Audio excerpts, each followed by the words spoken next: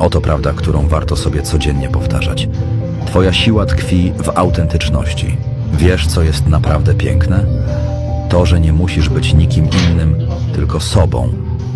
Jestem mozaiką, złożoną z małych, wrażliwych chwil i wielkich momentów determinacji. Wiem, że w tej mieszance jest piękno, które należy tylko do mnie. Popełniam błędy.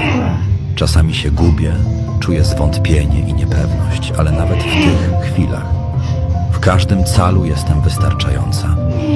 Nie muszę gonić za idealnym obrazkiem, który tworzą inni w mediach. Moja wartość nie jest na sprzedaż, ani nie zależy od cudzej opinii, lajku czy krytyki. Moja energia jest dla mnie. Mój czas jest dla mnie. Jestem tu, jestem sobą. I to jest najlepsza, najszczersza rzecz, jaką mogę dać światu i przede wszystkim sobie.